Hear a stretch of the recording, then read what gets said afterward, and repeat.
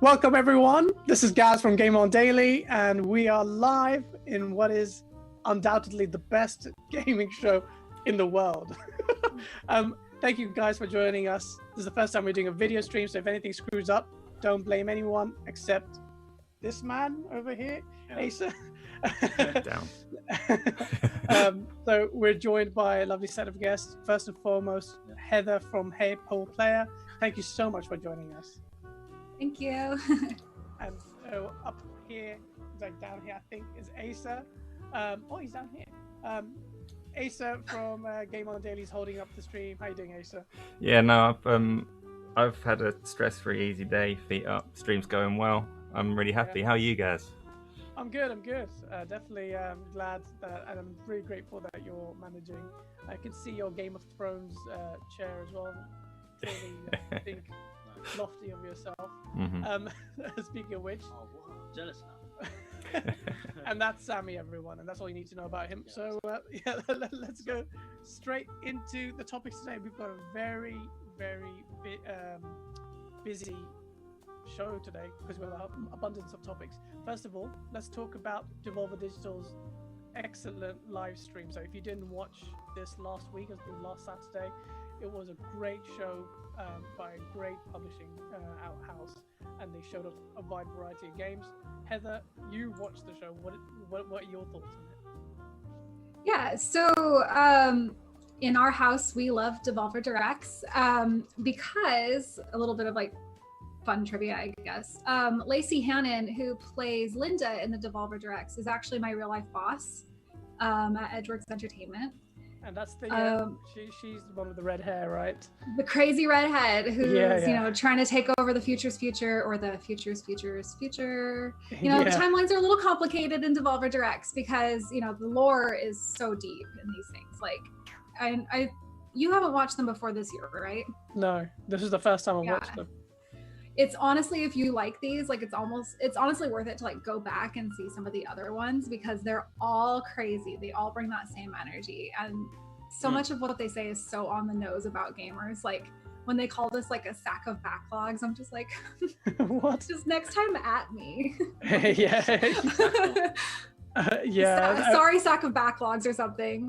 That's the boss. It's like on the stream if you see her. That's your boss. That's great. And you really? Yeah, and apparently she's not that evil in real life.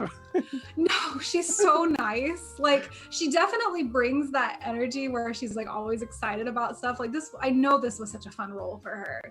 But no, she is like the nicest person. Like pretty good actor. Oh, really good actor. Yeah, she's an amazing actress. Yeah. Everyone was really funny. It didn't seem forced. It was just really well done. And that's really hard because games can be overly critical, I think, sometimes. And I just found it hilarious. And the time just went by like this. It was so good. Yeah. Oh, yeah. Well, I think, you know, they all love what they do. Like, you can tell that all of them love being there. And I think it helps that it's supposed to be like those campy, gory, like old movies that, you know, that's the kind of acting you're supposed to have. So I think they nailed it. Yeah, and then they what's really cool about that show was they got the likes of Phil Spencer and Shuhei Yoshida joining in as well. They were just like, wow. And they got in with the acting. Terrible acting, I have to say, on their part. But still, it was cool that they turned up. I love how when he was talking about Fall Guys, they're like, you know, oh, if we leave two of them in the room together, they'll eat each other or something. And Nina's like, wow, that's dark. He's like, yeah, really dark. And you're like, okay. Yeah, it was very self-aware, that show. Hey, did you manage to watch it? I've not watched the whole of this one. I've watched bits and pieces, and yeah, like I think I've said this before at some point. It feels familiar, but yeah, I watched last year's show where they had the wrestling ring with the ice cream sandwich and the unicorn, and a lot of strangeness going on. And it's just what these shows are all about, and you have to watch them to understand. But I do recommend you watch them. Yeah, and I came coming out of that show, just you know, aside from the really cool format, were the games that they showed off, and loads of them are really good. The three that really stood out for me, first of all, were Shadow Warrior 3, and I'm ashamed to say I've never played Shadow Warrior 1 and 2, but definitely going to do that now before Shadow Warrior 3 comes out. So you guys need to check that out. I think Ace is going to pull up the footage on screen. It's a weird game. It's wall running action, melee, samurai, just a weird game. It's on screen. They'll do a better explanation of what the game is actually about, but it looks so much fun. It looks great. The game I recognise is Serious Sam. So is that like a remaster, or is it? That's a sequel. It's a sequel. You can tell from the number 4 at the end of it. But yeah, the You didn't put number 4 on there. Right? Wow. The Shadow Warrior game that's playing at the moment, though. I have played 1 and 2. I don't think I played them right to the end, but yeah, they're noteworthy for. They've got Shadow Warrior. It's a remake in itself. So it was a game from I'm going to say the 90s, but that's completely pulled out of thin air. It could be, I don't know when the original ones were about. The recent ones, the Shadow Warrior 1 and 2, yeah, they're fast paced, they're gory, they've got lowbrow humor throughout, but they're technically pretty accomplished and they're just nice to play. So yeah, they're really, I haven't played them, so I'm definitely looking forward to it. It just looks really smooth and super violent, and violence is a big theme in Devolver Digital stuff. It's just right down my alley. Yeah, wow. Yeah, it's just blood everywhere. Wow. It's like a Mortal Kombat fatality right there. All the time. Wow. And speaking of blood, I think that goes in is a good segue into the next game, which is Carrion. And Carrion, and you guys need to watch the trailer for Carrion if you haven't seen it already. It's just, don't write it off in case you only play 3D games, if you're one of those guys. Check the trailer and tell me that's not interesting. Asa, I saw you raise your hand up. Oh yeah, you don't even acknowledge anything beyond VR, actually, so you're a bit weird. But Carrion, this is it. It looks like some. Yeah, it looks amazing. This is what I'm talking about. I'm just saying. Here is the ultimate specimen of a person you don't listen to. Look, watch what you're doing in that game. It's insane. Like, the gameplay is amazing. It's quite clever. Look. Oh, you're this. Yeah, mold. you're the mold, not the mold. What? Really, actually, what is that? It's just blood, isn't it? It's just a blood being monster thing. And that's a cool concept. It's a cool concept, and the fact that you can actually tap into one of the human NPCs and then start controlling them. It's just so violent. For a 2D game, it's extremely violent. It just looks really good. So that's while that violence is ongoing, so we just got to the end of the trailer, but we do have on the stream. I'm not actually sure what this means, so I'm just going to read it as it comes. But from by Tony, is saying, "Can you grate Juden or Sorotten?" No idea what that means, but if you want to clarify for us, then we might do it. And yeah, anybody else that's watching, we'll respond as we can. If you've got anything to say, any topics you want to raise, any commentary you've got on the things that we're talking about, then just stick it in the chat on whatever platform you're watching on. We'll pick it up and have a conversation. Yeah, absolutely. This is the format of the show isn't set in stone. Obviously, we have some topics we wanted to discuss, but if there's anything you want us to discuss, do let us know. And yeah, one of the so I think we've covered Devolver Digital pretty much. Is there anything else, Heather, you want to talk about? I have to say, for day job is I also do a lot of marketing and game design. And for the Devolver Land Expo, which is what they released at the end of the Devolver Direct, that to me is some of the best video game marketing, honestly, even better than some of their directs that I've ever seen. And I'm just so excited about it because I don't know if you guys do a lot of marketing, if you guys have really dabbled in it, but each industry is really different. I've worked in medical, I've worked in toys, I've worked in video games now. And the least restrictive out of any industry is video games. You can do honestly anything. You've seen mobile game ads, they don't even show the game. So it's so cool to me that when there's a blank slate, you can do whatever you want. They have decided in the middle of a pandemic where you can't go to E3, all these conventions are canceled. They're like, look, we're going to bring this convention to you and we're going to gamify it. And you can go see games that we didn't even talk about in the direct. I think there's Weird West in there that they didn't really talk about, and that looks interesting. And a few others, you get achievements and stuff. That is some perfect god tier marketing right there. Basically, if you guys haven't seen it, it's a game dedicated to it's the show. It's like the game, the marketing. It's basically marketing material but gamified, and it's amazing. The whole show? Yeah, like the suite of games that Devolver Digital have. The expo it's called Devolver Land Expo, I think. And it's free on Steam. I don't know if it's on other platforms, but it is on Steam for free. Yeah, I think it's on Steam. And nice. Yeah, that's interesting. Yeah. That's crazy. Who does that? Who has time to build another game for marketing? Marketing gods is all I can say. I'm very jealous that I couldn't be a part of that because that's amazing. Yeah, no, absolutely it is. And I think what's really good about, I think what's definitely happening in the background is everyone else taking notes, because you would be if they were leading. And that took everyone by surprise. So that's really good.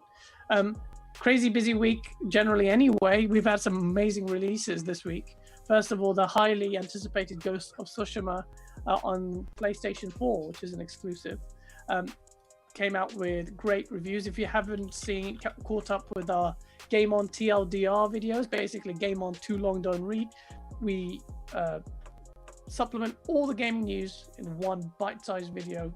The latest one came out yesterday, less than 3 minutes, and you'll catch up with the news. It's really handy for someone like me because it's so quick.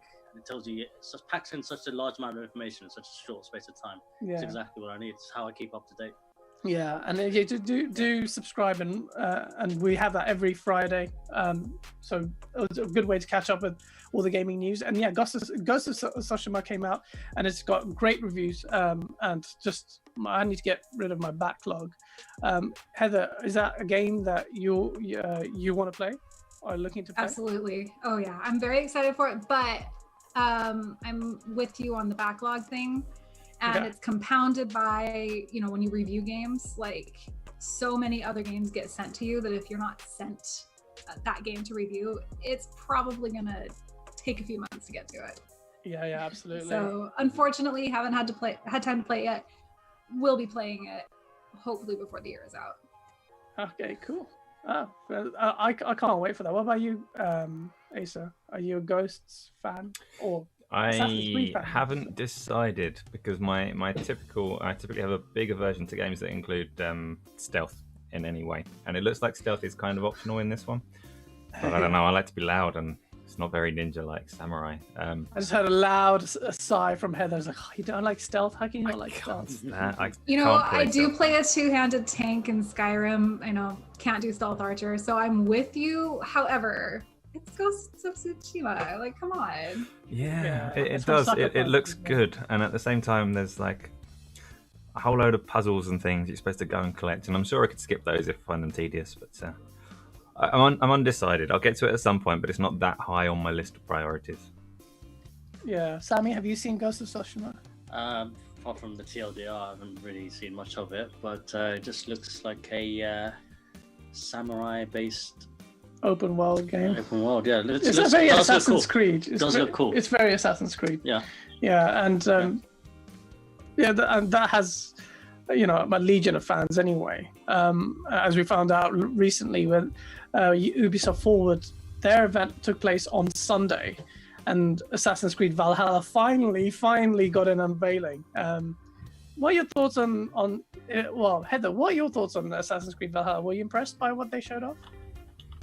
I mean, I'm that person that plays like Skyrim got released on this console. I guess I'm buying it here. Like I have like 5 or 6 copies. So like another Viking game, like sure, yeah, I'm playing it. Yeah. Like you didn't even have to release the trailer. I'm gonna get it. Yeah, no, absolutely. There's serious dedication. 6 copies of the same game. Yeah. I think everyone's got 6 copies of Skyrim. It just happens. It's one of those things. Just take it, Todd. Just take my money. Yeah, exactly. What about you, Asa? I know this is less stealthy, so you probably yes. You're going to make me out to sound like the really negative one here. I've not played any of the Assassin's Creed games by reason of stealth. I know this one isn't so much a stealth-based game. It's interesting to see how that series has developed more towards action over time. But we talked a little bit about this on a live stream during the Ubisoft show, and the combat, they have a weird way of sliding around the ground that I find quite off-putting. Once you see it, you can't unsee it. At the same time, it is likely to be one of the better showcases of of next gen consoles. So Ubisoft do normally make a fair effort, and it'll probably look really nice on those consoles. And might be, if the catalogs are a bit sparse when those consoles launch, then I may well end up with it. So we'll see. Apparently, it's only 30 frames per second, even on Xbox Series X. So if that's the case, then PC. Then yeah, definitely PC. It's a weird one. Yeah. So sorry. It's easy to confuse the two. Assassin's Creed Valhalla was really good. Far Cry 6 kind of got leaked before the show, but so they had to embrace the leak. But what we were just met with was a very impressive CGI trailer, not for the game, but just generally setting up the story for the game.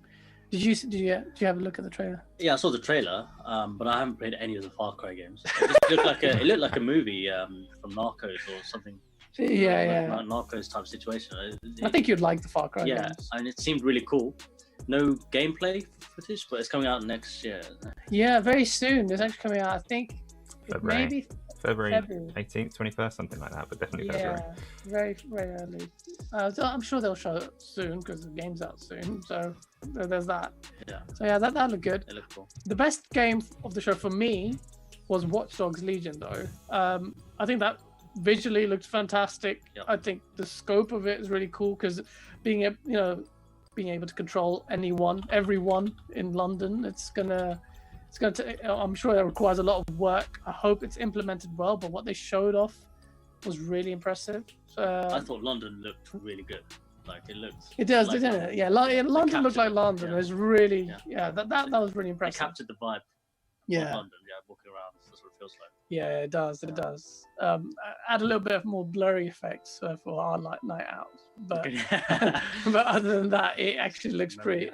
It looks very a very accurate rendition of London, minus all the exploding buildings and drones and weird stuff. But yeah, no, it's really good. What did you guys think of? What did you think, Asa, of Watch Dogs? Did you enjoy it? I did, because I said no to all of the previous games that you've asked me about. So yeah, this one looks really great.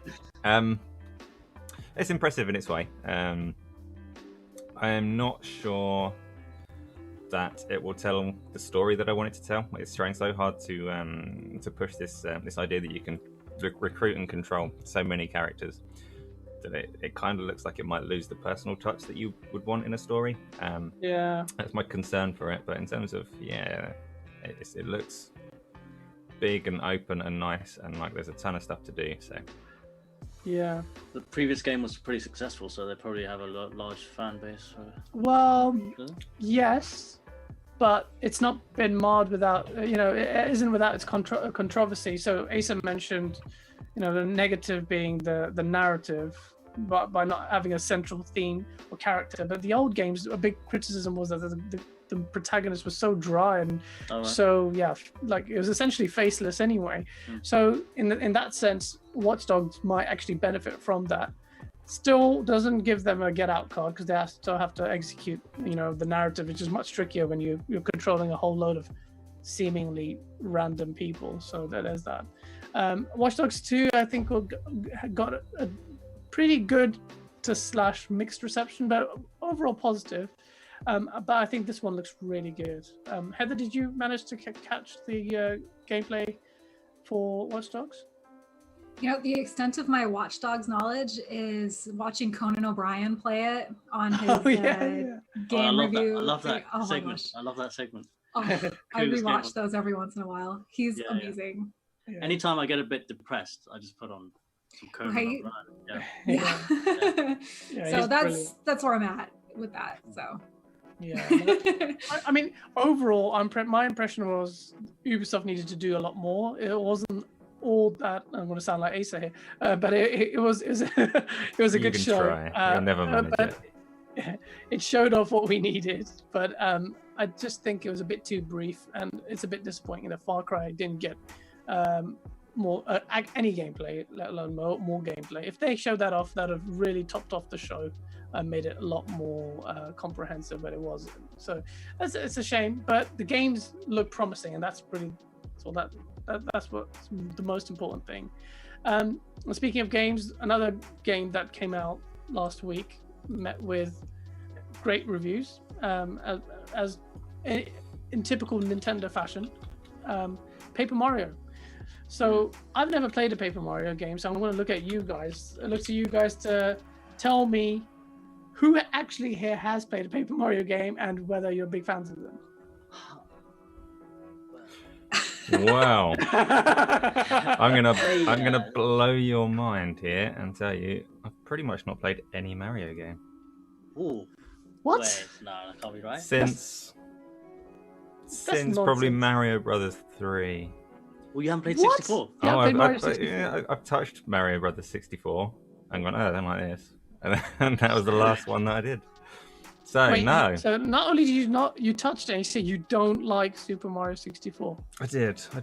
Yeah, no, it's burnt my Ladies retinas and with its gentlemen, I'd bright like to green. apologize on behalf of GameOnDaily. Ace's views may never represent the views.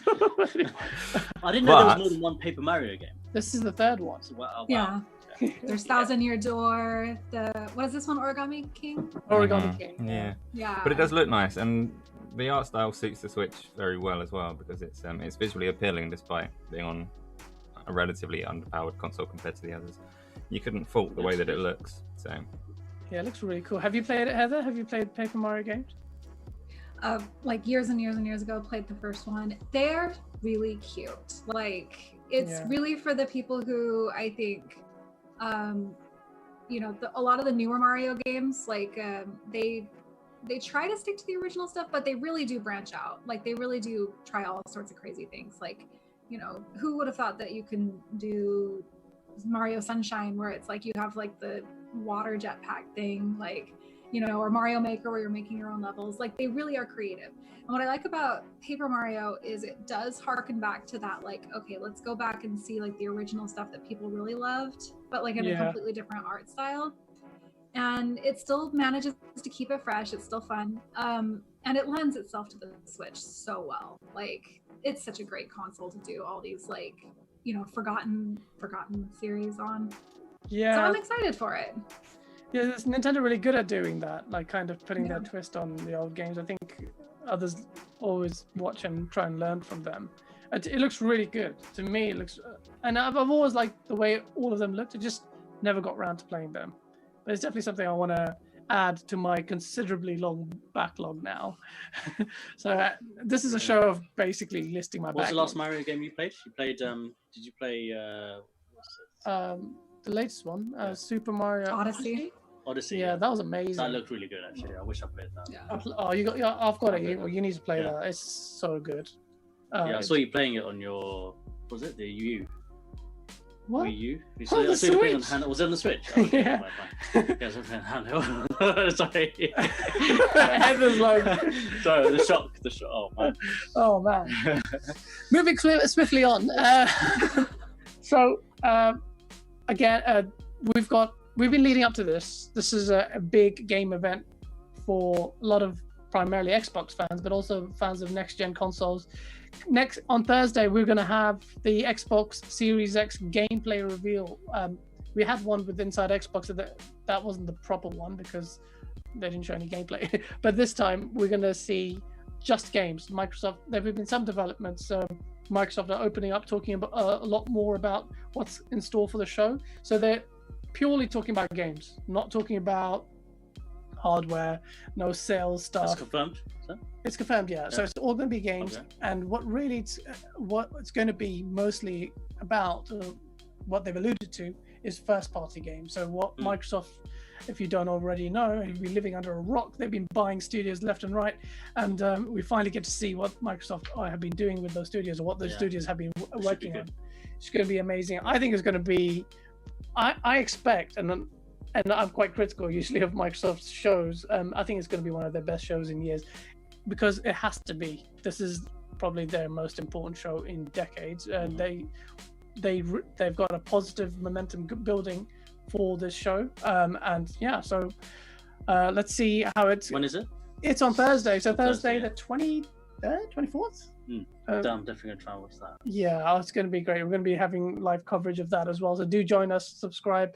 And yeah, I can't wait to see what they have. So some of the stuff that they're going to have on the show. So what's confirmed? Obviously, Halo Infinite. Halo Infinite's going to get a campaign reveal. So they're not going to show the multiplayer. It's going to be all campaign and gameplay, finally. So I'm a massive, massive Halo fan. So for me, it's big news. And they're doing a countdown every day, 5 more days till Halo Infinite. And that's just like getting me all tingly. So I'm really excited. Are you guys big Halo fans, Heather? My only real connection to Halo is, do you remember aforementioned Lacey Hannon boss? Yeah. Her husband, who is the game designer of the game that I work on, Terra Genesis, he's actually the guy who directed the Machinima series, the Codex, the old Halo Codex one. Yeah. So I'm like, if you're a big Halo fan, then you might know this, because people know Red versus Blue, and sometimes they know the Codex. So that's my one and only connection. I don't know if you can tell, but this house is PlayStation.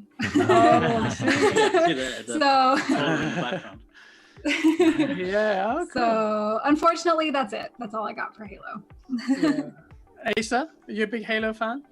Oh yeah, definitely am. Yeah, especially obviously the pre-split Bungie Halo games. Put a lot of time into those. I actually have read one of the books as well, which is a rare thing for me. I don't typically do that. Yeah, I've loved the Halo games. I didn't so much like the direction that 4 and 5 took the campaign into. Yeah, I'm with you there. But yeah, looking forward to seeing. I mean, it's not just a Halo game. It's obviously one of the biggest showcases for what the console's going to be all about as well. So definitely. Who doesn't want to see it? Yeah. You're a big, well, I dragged you into Halo. I played Halo, yeah. Reminded me, I played the first Halo, the remastered edition with Gaz, and that was so much fun. Yeah, I think I put a video on our Facebook page of him playing, and it's terrible. He kills me and then manages to dodge a whole level's worth of enemies. Typical. It sums up Sammy so well. But then, why does it say on the agenda here? There's no X exclusive for 2 years, but you've got Halo. So I guess that's a good segue into it. So one of the things that Microsoft have confirmed, although they've alluded to this loosely, is the fact that the Xbox Series X, the console, won't have its own exclusives for 2 years, which means that any games coming out on the Xbox Series X will be coming out on the Xbox One as well. Oh, that's what it means. Okay, so it's not like a platform exclusive, like so it is. So it obviously and it's coming out on PC. So any Xbox games will come out on PC. But yeah, sorry, I know it's a bit vague, but yeah, that's been a bit of a talking point this week, and a lot of fanboy flames being lit up on this confirmation. Heather, what do you think? I think we talked about this before. Is that a big dent to the value proposition of an Xbox Series X? That the fact that its games can be played on older consoles? I mean, I'm kind of a wait and see. I want to see what happens with this, and just kind of like, okay, how did people react to this industry choice? Mm-hmm. But I will say I'm a huge fan of like accessibility. So this is very accessible. Yeah, so if it makes the games a little bit more accessible, to people who probably can't put in like that money for a new console up front, I think parents would really like that, right? So we'll see though. I mean, I'm just wait and see. Yeah. Games like Halo, you want to see the best graphics. So I agree with you. And then Halo's running on, and that's in-game footage, and then that looks impressive as hell. How that's going to work on the? Is that in-game? Yeah, the in-game engine. So they've got a brand new engine called Slipstream, and this is the first time Halo's had a proper full revamp of an engine since the first game, and it's a launch title. And that's amazing. Yeah, it looks sick. And I don't know how Xbox One, especially the old base Xbox One, which I've got the day one editions. I haven't even got the Series X yet. The One X yet. I don't know how it's going to work, because Halo 5 struggled a bit on the Xbox One, in my opinion. So how that's going to work, I don't know. But they talk about scalability, so that's what that's alluding to. It's been causing a lot of noise. Are you sure that's in-game? That's the in-game cutscene. I think Yeah, so that's the in-game engine running. That what you're seeing on live on stream now, and it's very seriously impressive. That's impressive. I'm pretty sure that's a PC or Xbox Series X build. So yeah. If it looks like that, then there's no argument. So how they're going to scale that, I don't know. Yeah. The game is cooperative, so anything that happens, and apparently they brought split screen back as well. And we don't do it split screen, we'll do it online co-op, but that's going to be big. Halo Infinite is going to be big, and I am very critical of Halo. I've been banned for their forums for being critical. So if it's bad, I will let you know how bad it is and probably go overboard. But if it's good, and I have a feeling it's going to be very good, and for me to say that, trust me, I'm very critical. I set the bar quite high. I set the bar quite high. My own imaginary amazing bar. Everyone's like, who the hell is this guy? Why should we listen to him? I don't know. I haven't got a good answer to that. But other than I'm a massive Halo fan. So just really excited. Yeah, so next week, Thursday's going to be insane. I can't wait for that. I booked the day off work, even though I'm working from home. I just can't wait for that show. It's going to be amazing. So that's one of the games that's confirmed. The other game that's really badly kept secret, but now it's like an open secret, Fable. Have you ever played a Fable game? No. Fable's the original. You know the answer to these questions. Yeah. Heather, have you played a Fable game? Are you a big fan of it? Yeah, this is probably what might make me buy another Xbox. Like, I haven't had one since the original first one, like years and years and years ago. But if they're bringing back Fable, like, this might be it. Yeah.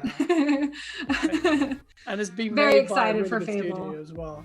It's been built by Playground Games. So Playground Games, who made the Forza Horizon series, are making it, and they are really talented. They're here in the UK, I think, in Leamington Spa. They are superbly talented, and they've proven their worth with open world games. How they deal with non-racing, we'll see. But what are your thoughts, Asa? Are you a Fable fan, and are you excited? I have been a Fable fan. I'm just going to loop it back to the stream chat. We've got a couple of things in there to address. We've got Moby in there asking whether we think there'll be a price reveal during the conference. So we'll come back to that one in a minute. You can speculate and say what you think, so we can briefly roll. It's too early, isn't it? And also asking if we're going to stream our live reactions, which yes, of course we are. We'll be there in time for the pre-show, which is I think 7 o'clock. Could be wrong on the time, but yes, we'll be live streaming that as well. Yep. And Jar Sicario, the guy in the top left, that's you, Sammy. Looks like he's dropped acid. I'm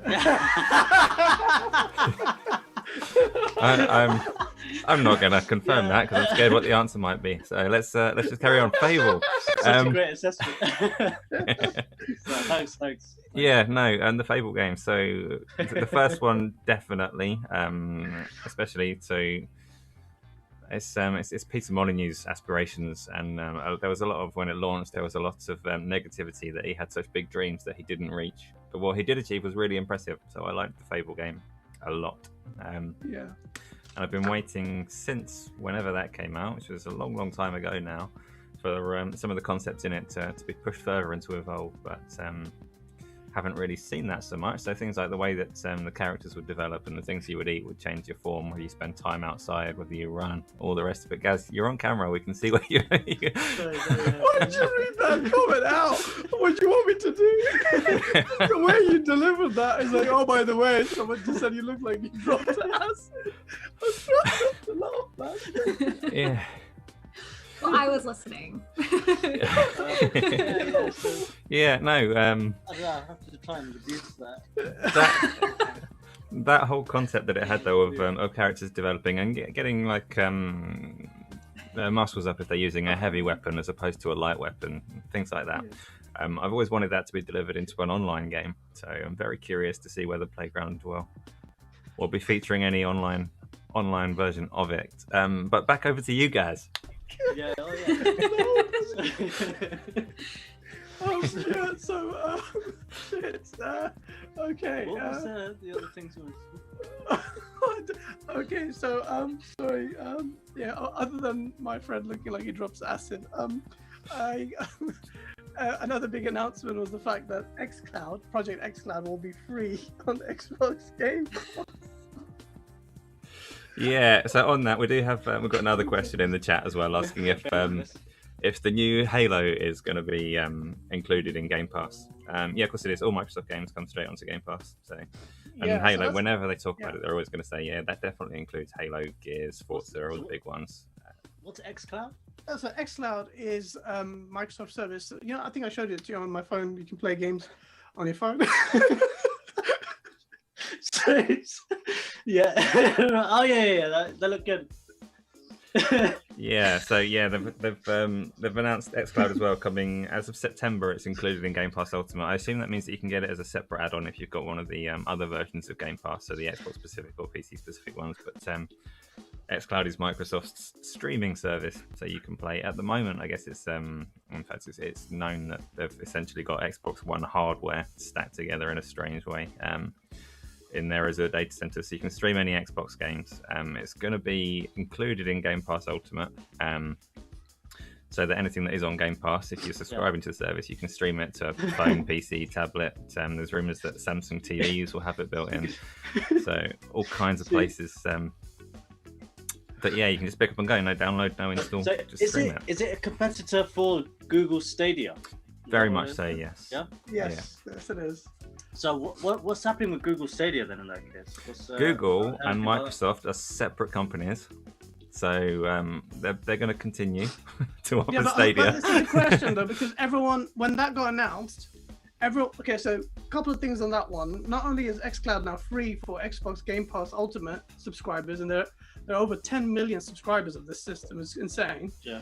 But what also xCloud is going to be doing, and you'll be using this, is they're going to integrate that into your consoles as well, so you can actually stream the game and try it out without loading and downloading the game, and that's where everyone said, well, that's just killed Stadia.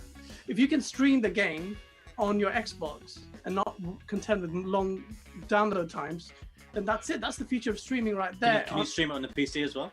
Yeah, so that's so you'll be able to stream on PC, on Xbox, on your mobile. So I could just have my Xbox controller Yeah. on the PC and then play an Xbox. Play Xbox, go through Game Pass, and I would say the opposite though. I would say once Game Pass introduces people to streaming, a lot more people are going to be willing to try it because it's there on their console and they just want to try a game, and a lot of people are going to realize that actually it's quite playable. So actually, I think Game Pass, including a streaming component that people are going to familiarize themselves with, will make them open their eyes and say, actually, maybe Stadia works too. Maybe I should give that a go. And Stadia does work. So I've been playing a bit of Stadia recently. I've streamed a couple of Stadia games, and it works. It's fine. It's not bad. It's obviously it's not. Latency is fine. The only thing that I would criticize it for is you do get a little bit of kind of compression artifacts. So the same as you would get if you're watching a YouTube video. You can sometimes see it. It's not as bad as YouTube, I would say, but particularly certain dark scenes and things, you can see some banding in the sky that looks a little bit odd. But Stadia is very playable. xCloud will be very playable, and those things together is an industry that's going to grow massively over time. So I don't think any of them are going to be going away just because there's some competition. What about you, Heather? Have you had any experience with the streaming?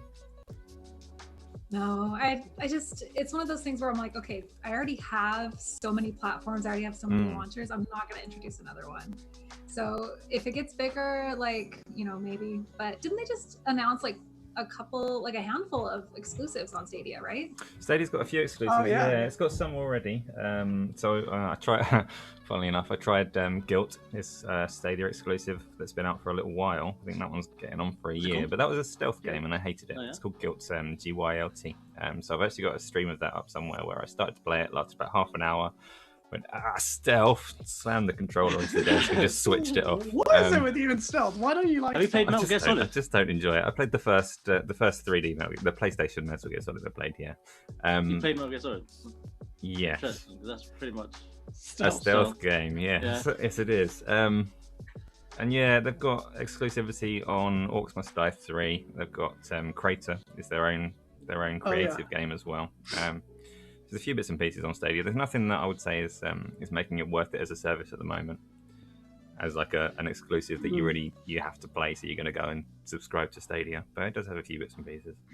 The longer it kind of is there in obscurity, and the more opportunity for Xbox Game Pass to build steam, irrespective of whether or not it opens the eyes of the masses to streaming. I think Google Stadia is going to just find itself getting left behind.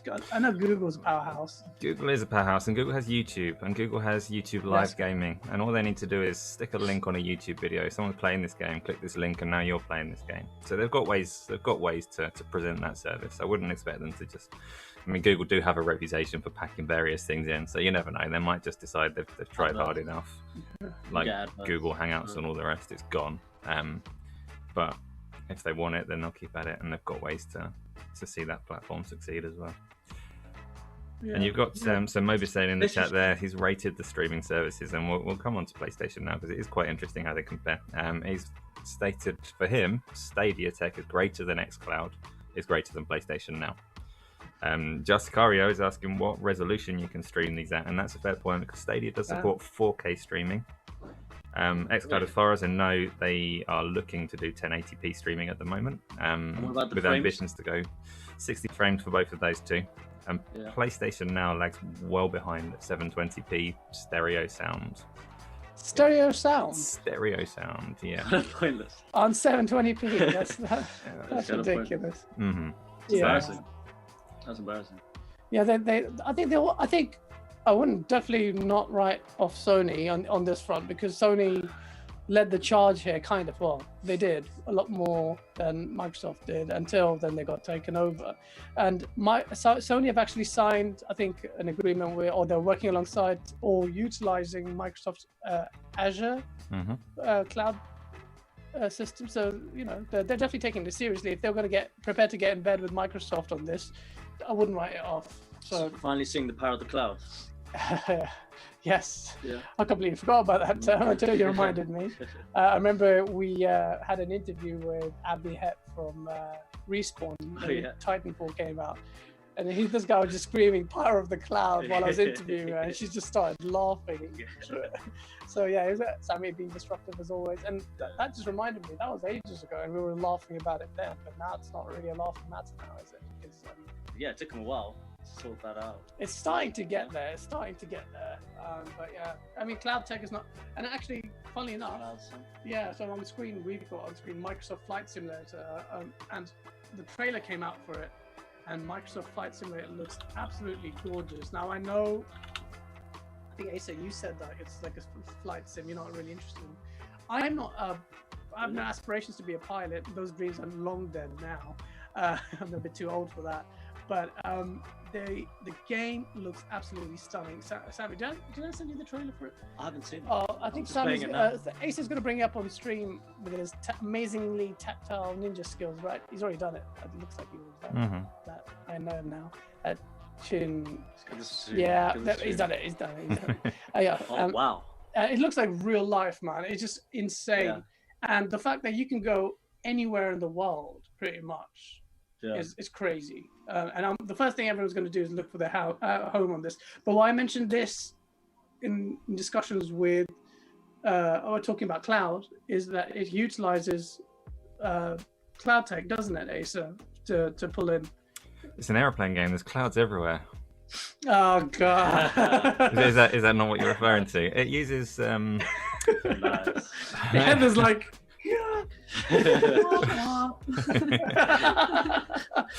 It doesn't just, it's not just that. It uses is it Bing that it's using? It's whatever Microsoft are using for their mapping.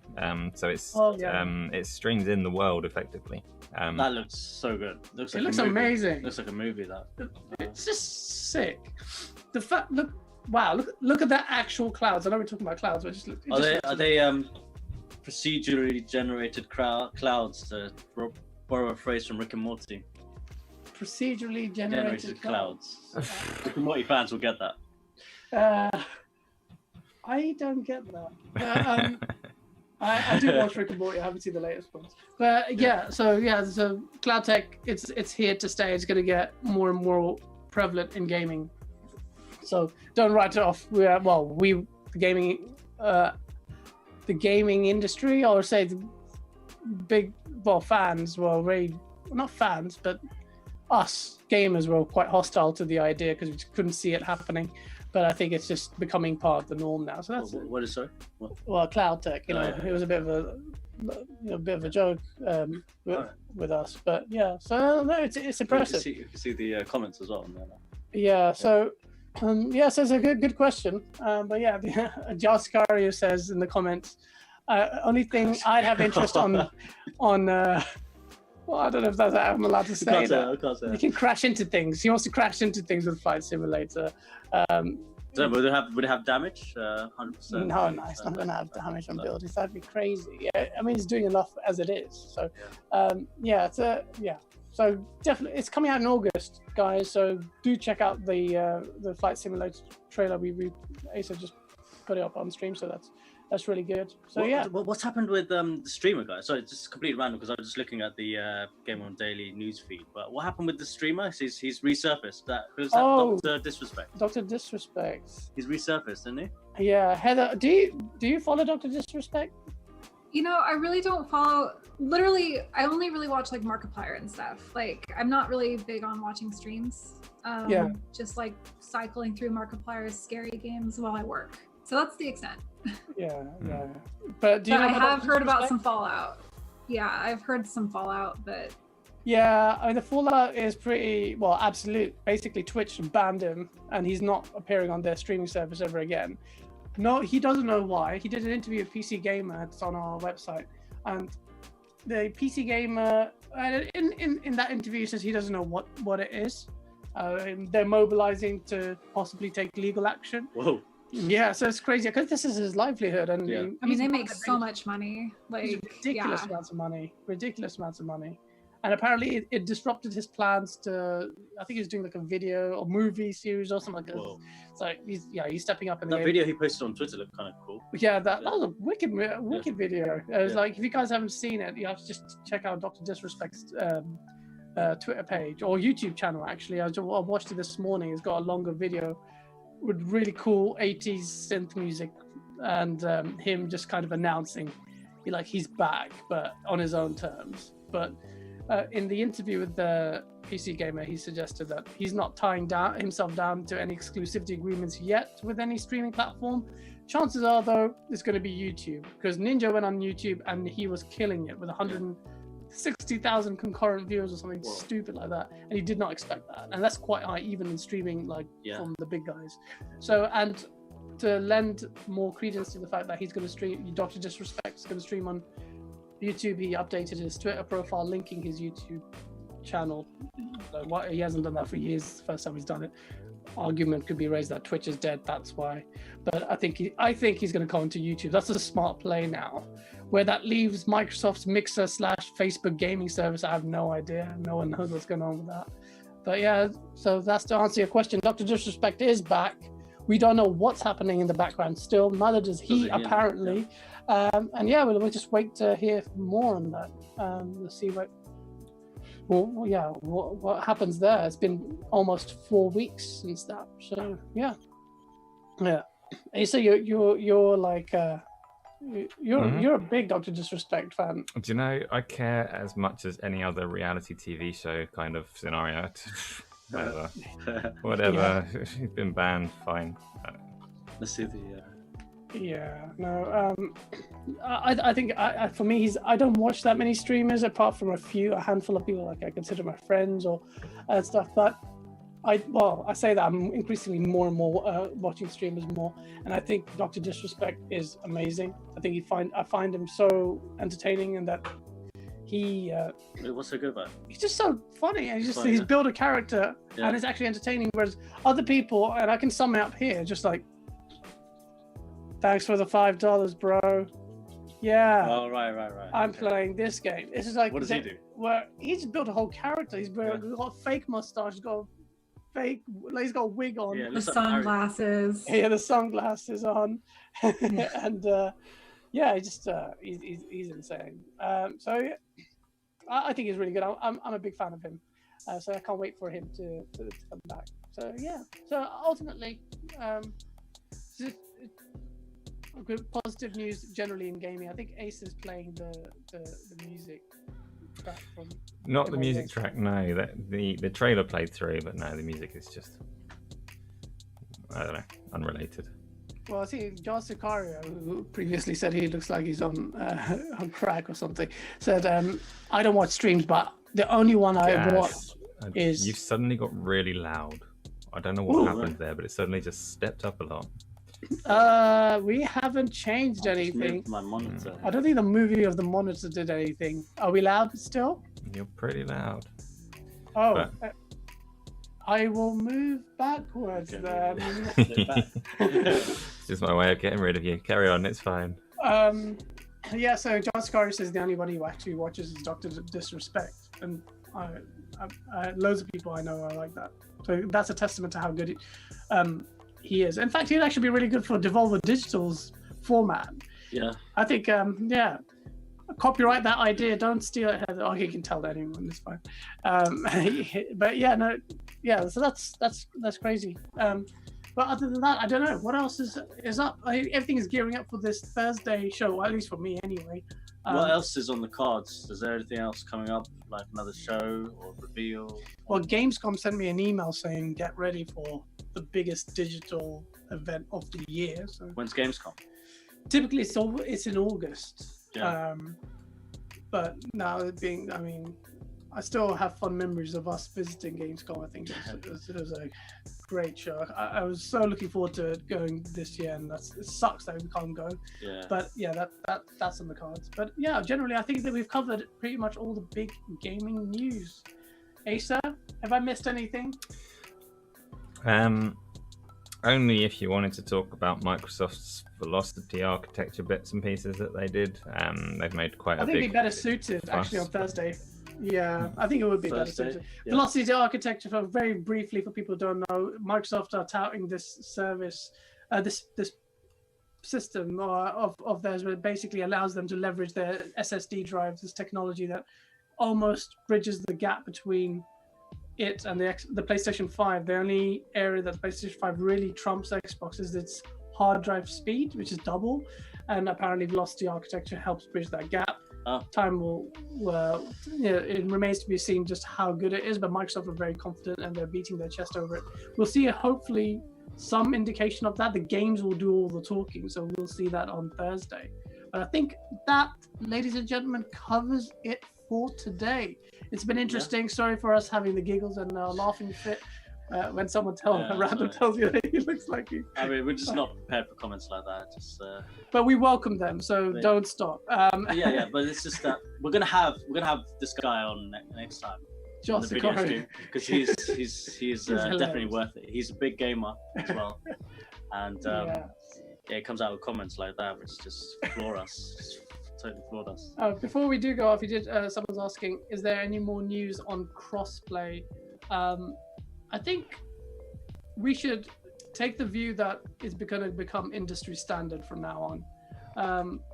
I think more and more games are moving that way. So crossplay, for people who don't know, is the ability for Xbox, PC, and PlayStation Switch, any different platforms, yeah, playing together. And I think that's really positive. More and more games are coming out that are doing that. We've got Rogue Company that's touting it. You can play it with people on Switch and on Xbox. It's crazy and a really positive move. And it goes back to what Heather was saying, that no barriers in gaming, in accessibility, and that's the core of it. So if you're against crossplay, then you're weird, unless you can't really agree. Well, there's some arguments about like PC cheaters, but otherwise, no. So good, so we're just, it's developing, and just assume that that's going to be more and more prevalent, because that's what's happening. So other than that, I think we've covered the day's show. Heather, do you want to? I would love to sneak in some indie news.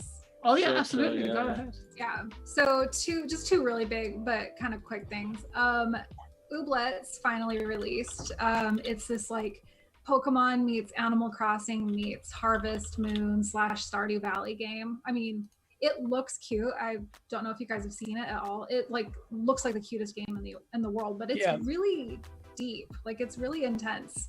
I sat down and played it for like 3 or 4 hours and just went, I don't know what I'm doing. I might need to start over. It's been in development for a while though, hasn't it? Yeah, at least 4 years. Okay, wow, okay. At least. I mean, I remember back in a time when it was called Moblets, but I think they had to change it, so they went to Ooblettes. Yeah, we're watching the cute game. Gameplay. Yeah. It looks really cool. Yeah, just kind of a quick rundown. Like, you come to an island where everyone's got these little creatures called Ooblettes, and you're given one. You're given this shack. You have to farm. There's dance battles instead of Pokemon battles. You dance, and it's like card-based and turn-based. Okay. You have to fulfill quests for people. They need things to build like their houses and stuff. You go to different areas. You battle more people. You make friends. They give you stickers. You can upgrade things. Like, it's surprisingly deep though, because like there are a lot of like kind of like you'll hit a wall really early on and you're like, I can't buy any more things. It's very Animal Crossing in that sense then, isn't it? Honestly, Animal Crossing is easier. Oh, really? Yeah. So, but it's really cute. It's in early access right now. So how it looks now, it won't look like that, months from now. So, it'll get better. But then another really, really exciting game that just came out a couple days ago was Beyond a Steel Sky. It's the sequel to like a 1994 point and click called Beneath the Steel Sky. So that was it's like one of those sleeper hits, like really interesting game. It's a point and click, but I love how they've done it. It's like a 3D kind of point and click. Okay. And it feels more like adventure action without there being a lot of action. Yeah. But the art style is impressive. Is it like Full Throttle? Do you remember that point and click game? Oh, yeah. Yeah. It gives me more, it honestly just gives me like how do I say this? Like BioShock vibes before everything went to shit, basically. Like, you can kind of feel like, oh, this is what Rapture was like, because they have this like social credit kudos system where you have to basically be doing well. You have to vote, you have to participate, be happy, and you get more points.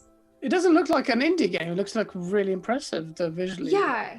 Well, I mean, indie, like, it's like, are you AAA or are you indie? And then if it looks like AAA is what I meant. Yeah. So it's like a AAA quality game.